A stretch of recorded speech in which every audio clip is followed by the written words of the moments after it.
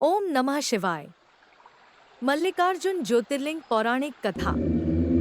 अगर आपको हमारा चैनल पसंद आए तो लाइक, शेयर और सब्सक्राइब जरूर करें। इससे जुड़ी एक पौराणिक कथा है जिसके बारे में हम विस्तार से जानते हैं। शिव पार्वती के पुत्र गणेश और कार्तिकेय आपस में विवाह के लिए झगड़ रहे थे। इसके समाधान के लिए दोनों अपने माता पिता के पास पहुंचे। झगड़े को निपटाने के लिए माता पार्वती ने अपने दोनों पुत्रों को बोला कि तुम दोनों में से जो कोई भी इस पृथ्वी की परिक्रमा करके पहले यहाँ आएगा उसी का विवाह पहले होगा। ऐसा सुनते ही कार्तिकेय जी ने पहले पृथ्वी की परिक्रमा करना शुरू कर दिया, लेकिन गणेश जी मोटे होने के कारण और उनका वाहन चूहा होने के कारण वे इतनी जल्दी पृथ्वी की परिक्रमा कैसे करते। गणेश जी मोटे जरूर थे लेकिन उनमें बुद्धि थी। उन्होंने कुछ विचार किया और अपने माता पिता से एक स्थान पर बैठने का आग्रह किया। फिर उन्होंने माता पिता की 7 बार परिक्रमा की। इस तरह माता पिता की परिक्रमा करके पृथ्वी की परिक्रमा से मिलने वाले फल की प्राप्ति के अधिकारी बन गए और उन्होंने शर्त जीत ली। उनकी इस युक्ति को देखकर मां पार्वती और शिव जी बहुत प्रसन्न हुए। इस प्रकार गणेश जी का विवाह करा दिया गया। बाद में जब कार्तिकेय जी पृथ्वी की परिक्रमा करके लौटे तो बहुत दुखी हुए क्योंकि गणेश जी का विवाह करा दिया गया था।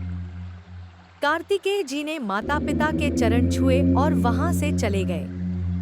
वे दुखी होकर क्रौंच पर्वत पर चले गए।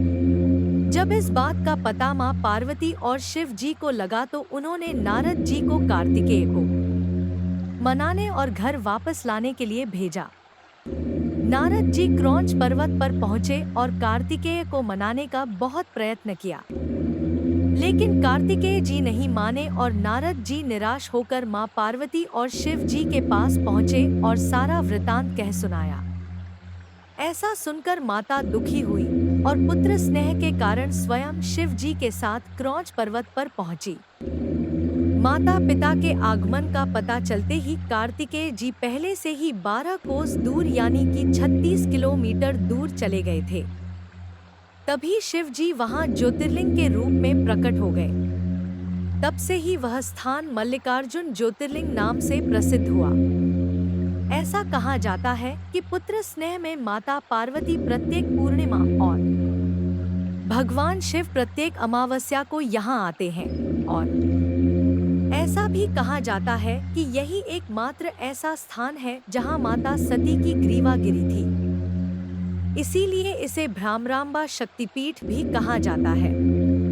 यह शैल शक्तिपीठ के नाम से भी जाना जाता है। मंदिर में महालक्ष्मी के रूप में अष्टभुजा मूर्ति स्थापित है। एक और कथा भी प्रचलित है। ऐसा भी कहा जाता है कि क्रौंच पर्वत के निकट ही किसी चंद्रगुप्त नामक राजा की राजधानी थी। राजा की बेटी किसी संकट में फंस गई थी। समस्या के निवारण हेतु वह कन्या राजमहल छोड़कर पर्वत पर चली गई थी। वह पर्वत पर रहकर अपना जीवन यापन करने लगी। उसके पास एक अत्यंत सुंदर काले रंग की गाय थी।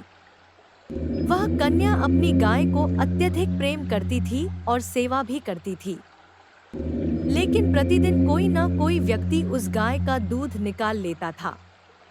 उस कन्या को समझ नहीं आ रहा था कि ऐसा कौन कर रहा है। एक दिन कन्या ने स्वयं अपनी आंखों से उस श्यामा गाय का दूध दुहते हुए किसी चोर को देखा।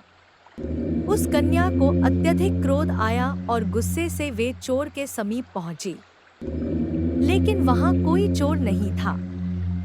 वे आश्चर्यचकित हो उठी क्योंकि वहां उनको एक शिवलिंग के दर्शन हुए। शिवलिंग के दर्शन करने से वे बहुत प्रसन्न हुई और उन्होंने उसी स्थान पर एक मंदिर बनवाया।